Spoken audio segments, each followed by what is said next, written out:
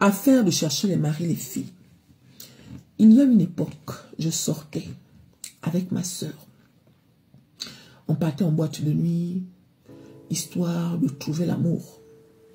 Plus particulièrement les blancs. Ma sœur et moi, notre rêve à toutes les deux était de trouver le blanc. Toutes les deux, on voulait le blanc. Aïe. Sauf que dans mon cas, c'était plus un désir. Mais dans le cas de ma sœur, c'était obsessionnel, c'était plus fort qu'elle. Il arrivait des moments où elle pleurait. Aïe, je veux le blanc. Je veux le blanc, aïe, je rêve de me marier avec un blanc. J'aime trop les blancs. Tu te rappelles de Ndafata? Je dis que oui, Ndafata. Regardez, puis une vilaine comme ça, même une vilaine comme ça, trouver le blanc. Aïe, pourtant j'ai tout ce qu'il faut, j'ai tout ce qu'il faut. Pourquoi les blancs ne me voient pas? Pourquoi les blancs ne m'épousent pas? Donc je me retrouvais maintenant à rassurer ma soeur, alors que moi-même aussi je voulais le blanc, les filles.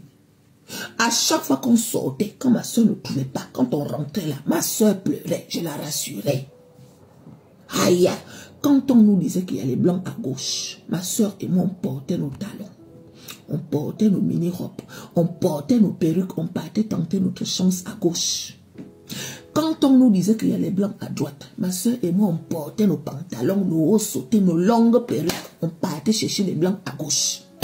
On ne trouvait pas. De temps en temps, on faisait des rencontres, mais ce n'était pas ça. Au fur et à mesure que le temps passait, j'étais fatiguée. J'en avais marre. Parce que porter les talons tous les soirs, aïe, tu ne dors pas. Dans tout ça là, tu rencontres des fois une catégorie là, qui a des fois la bouche qui sent, qui a le cul pourri.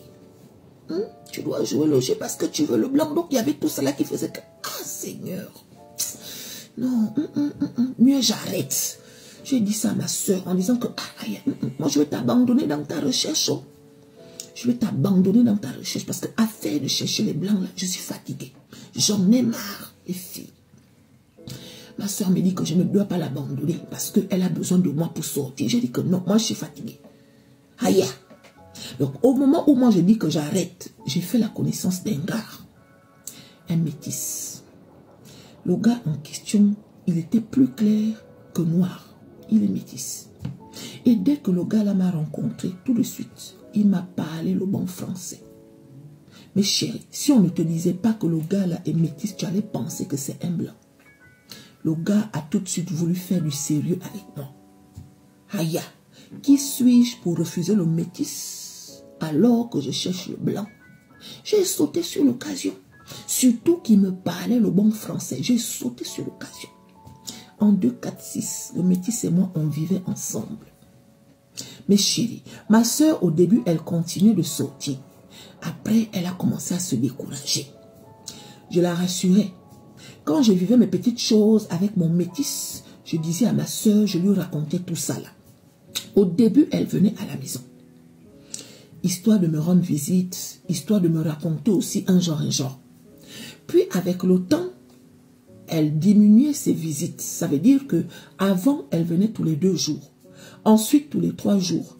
Ensuite, 1 fois par semaine. Ensuite, 3 fois par mois. Vous voyez un peu le genre là. Mais au fur et à mesure que le temps passait, elle diminuait.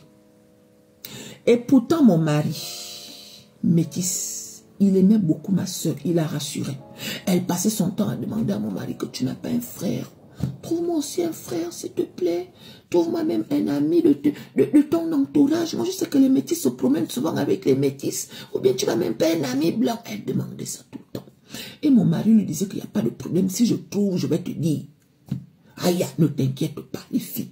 Quand elle venait à la maison, c'est mon mari qui la déposait. Tout se passait bien. Du jour au lendemain, je suis tombée enceinte. Elle venait à la maison. Puis du jour au lendemain, plus de nouvelles. Elle ne venait plus. Quand je l'appelle, elle me répond. Si je ne l'appelle pas, elle ne m'appelle pas. Je trouvais ça bizarre. Genre tout d'un coup comme ça là. Elle ne me donnait plus les nouvelles. Et quand je l'appelais, elle était bizarre au téléphone. Elle n'est même pas venue à l'accouchement de mon enfant. Alors que pour moi, dans ma tête, comme elle rêvait d'avoir l'enfant métis, je me suis dit que bon, quand je vais accoucher, ça sera sa marraine. Tu vois, ça remplace l'enfant métis qu'elle veut avoir. Quand tu es la marraine d'un enfant, tu es comme la maman de l'enfant. Pour moi, c'est un peu le cadeau que je voulais lui faire. Mais chérie, le jour au lendemain, ma soeur ne venait plus à la maison. Elle n'est même pas venue voir l'enfant. Aïe. J'ai pris ça sur moi. J'en ai parlé à mon mari. Il me dit, non, t'inquiète, si elle te fuit, tu vas faire quoi? Hein? Peut-être même qu'elle est jalouse de toi. Tu crois que c'est facile? La façon que ta soeur cherche le blanc là. Elle te voit aujourd'hui avec ton blanc, qui s'occupe bien de toi, qui est un bon mari, qui est un bon papa. Forcément, la jalousie peut se développer. Et toi, tu cours derrière cette fille-là. Pourquoi? Laisse-la. J'ai pris les conseils de mon mari. J'ai dit que, il a raison. Parce que je n'ai pas de problème avec ma soeur. Pourquoi du jour au lendemain, elle ne me donne plus les nouvelles? Ok, il n'y a pas de souci. Moi aussi, je reste dans mon coin. Je suis restée dans mon coin, les filles. Mais n'empêche que mon cœur pensait quand même à ma soeur. Quand j'essaye d'appeler, elle m'a bloqué. Je prends le téléphone de mon mari pour l'appeler, ça ne passe pas. Donc, elle nous avait bloqués tous les deux. Aïe, je m'en vais là où elle habitait là-bas. Elle n'habite plus là-bas. Ma soeur a changé d'endroit. En tout cas, elle a décidé de couper les ponts avec moi. J'ai accepté ça comme ça parce que j'en avais marre en fait de courir après elle. Les filles. Un jour, mon mari et moi, on est partis faire les courses. On était en ville. Je suis tombée sur Ndafata. Ndafata, c'est la fille que ma soeur disait qu'elle est vilaine là. Même Ndafata a trouvé le mari, même Ndafata. Quand Ndafata m'a vu, elle est venue m'embrasser. Oh, comment tu vas? Oh, vraiment, je suis contente de te voir et tout, nanani, nanana. Ndafata a salué mon mari. D'une manière, un genre. Elle a fait un bisou à mon bébé et tout. Oh, ta fille est belle, mon Dieu. Oh, mon Dieu, elle est belle. Oh, vraiment, vraiment, vraiment. Aïe. Et mon mari, quand il faisait les courses, Ndafata me pose la question que, aïe, le gars là, c'est qui? Je dis non, c'est mon mari. C'est ton mari comment? Je dis, c'est mon mari, pourquoi? C'est le père de ma fille. En bon. Je dis, pourquoi? Elle me dit, non, rien. J'ai trouvé ça bizarre. Je dis, qu'est-ce que Ndafata veut me dire qu'elle n'arrive pas à me dire un genre. Je dis que, mais bon, ça m'a quand même fait un truc. Ndafata m'a donné son numéro comme quoi, appelle-moi. D'ici là, on va aller boire un verre. Tu as compris? Je dis oui, il n'y a pas de problème. Je suis partie à la maison et ça m'a fait plaisir de voir Ndafata. Ça m'a fait plaisir. Du coup, comme je m'ennuyais, je n'avais plus personne. Un jour, je suis à la maison. J'appelle Ndafata. Aya, ça te dit qu'on aille boire un verre? Elle me dit oui, il n'y a pas de problème. On est parti boire un verre, Ndafata et moi. Étant là-bas, Ndafata me dit, le monsieur avec qui je t'ai vu là, c'est qui pour toi? Je dis que, oh, c'est mon mari. On est fiancés, c'est le père de ma fille. Pourquoi? Elle me dit que, tu as les nouvelles de ta soeur. Je dis non. Je n'ai plus de ces nouvelles. J'ai essayé de raconter l'histoire à Ndafata et tout, nanani, nanana. Ndafata me dit que, je ne sais pas comment tu vas prendre ça, mais ta soeur a un enfant. L'enfant de ta soeur et ton enfant là, c'est photocopie. 2 gouttes d'eau. Tiens-toi bien. Le père de l'enfant de ta soeur, c'est ton mari. Faut pas amener mon nom, ma soeur. Faut pas amener mon nom. Parce que entre vous les soeurs, quand on vous dit les choses, vous avez tendance à mettre les autres de côté pour vous lier. Je te dis, ma soeur, le père de ton enfant là, je le vois tout le temps avec ta soeur. C'est pour ça que quand j'ai vu ton mari l'autre jour, ça m'a fait bizarre. Les filles. J'ai dit non, c'est pas possible. Elle me dit si. Donc elle m'a montré les photos de l'enfant de ma soeur.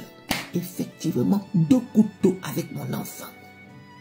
Mais chérie, j'ai attrapé mon cœur. Ndafata m'a calmé, calme-toi et tout, nanani, nanana. Je suis partie à la maison, j'ai confronté mon mari. Il a nié. J'ai appelé Ndafata, emmène-moi chez ma soeur. Je suis partie. Quand ma soeur m'a vue, elle a baissé la tête. Effectivement, les filles. Donc, mon mari métis que j'ai trouvé là, pendant que ma soeur ne venait plus, elle construisait déjà, elle vivait déjà une histoire avec mon mari. Aïe, j'ai appelé mon mari chez ma soeur, il est venu. Il a dit oui, c'est vrai. Mais t'inquiète, c'est toi la première, elle c'est la deuxième, comme ça. À l'heure où je vous parle, je suis dans mon coin avec mon enfant. Vous n'imaginez pas ce que j'ai dans mon cœur. C'est juste pour vous dire que si vous connaissez une personne qui est obsédée par le blanc, même le métis, elle va vous arracher ça. Je ne dis pas que mon mari a raison. Là, j'attends que mon enfant grandisse un peu. En tout cas, ce que je vis en ce moment-là, c'est Dieu seul qui sait. J'ai envie de quitter mon mari. Pour l'instant, je n'ai rien. J'ai besoin de conseils. On peut faire ça. Ma propre sœur, le même père, même mère, On peut faire ça.